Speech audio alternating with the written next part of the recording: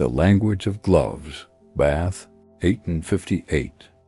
You open your eyes to the soft chime of church bells drifting through the open window St. Michael's, probably, or maybe the Abbey. It is hard to tell over the cooing of pigeons on the roof tiles and the distant clip-clop of a milk cart on the cobbles below.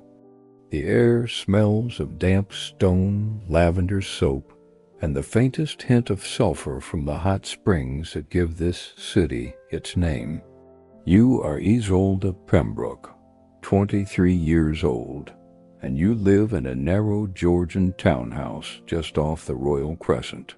Your father is a retired naval surgeon, respected, but not wealthy.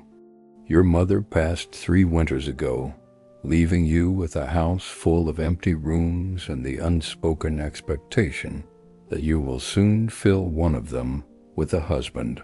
And today is the day Mr. Alastair Finch calls. You've never met him, but you've heard his name whispered in drawing rooms like a secret.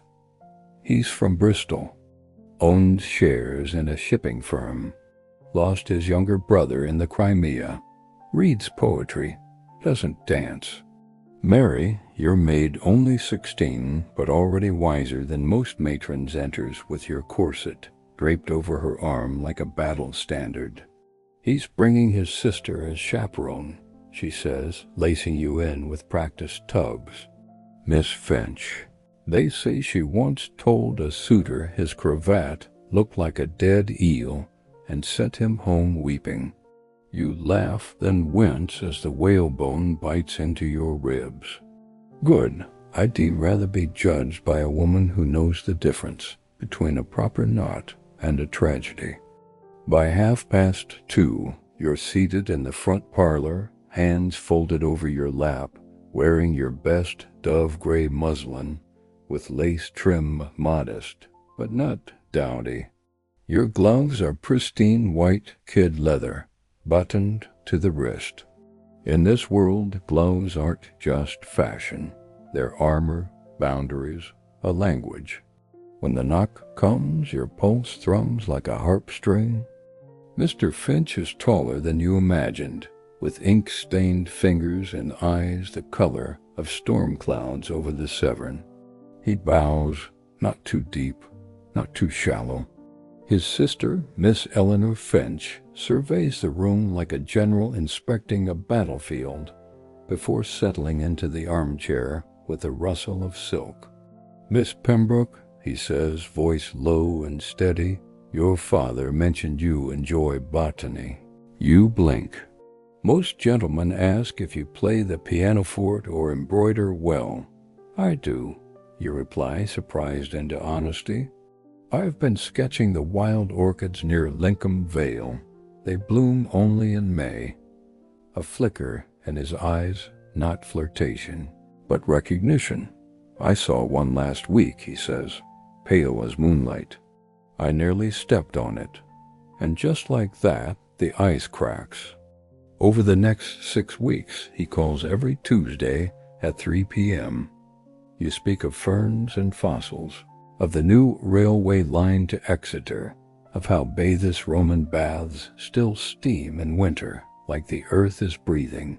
You never touch, never linger too long on a glance.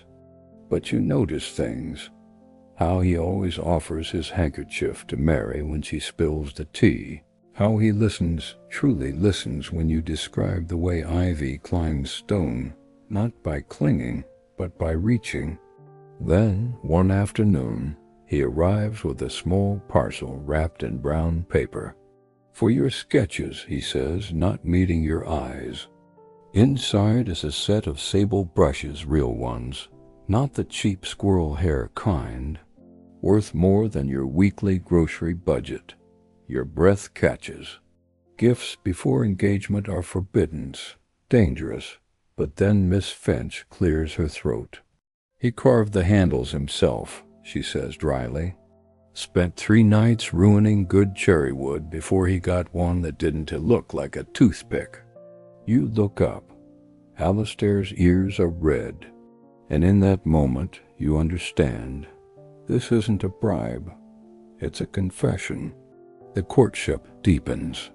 You walk in Sydney Gardens, always with Miss Finch trailing 10 paces behind like a benevolent hawk.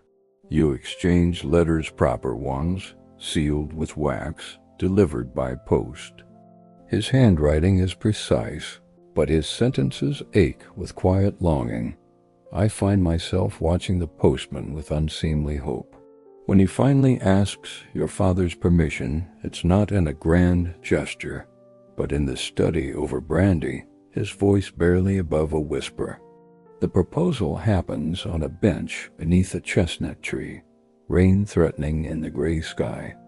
He doesn't kneel too muddy, but he takes your gloved hand and says, "I know I'm not dashing. I don't write sonnets or ride to hounds, but I would spend my life learning the shape of your joy if you'd let me." You say yes. Your engagement is quiet, practical, no grand ball. Just a notice in the Bath Chronicle and a new ring, a simple band with a single amethyst, your birthstone. On your wedding day, as Mary pins your veil, she whispers, "He brought you brushes, miss, not jewels." That's a man who sees you. And she's right. Marriage isn't fireworks. It's Alistair leaving your sketchbook open on the breakfast table with a pressed flower tucked inside. It's you finding him in the garden at dusk, reading Keats aloud to the roses.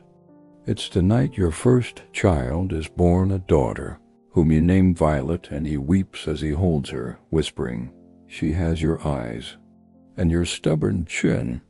Years later, when Violet asks how you knew he was the one, you'll smile and say, "Because he gave me tools, not trinkets.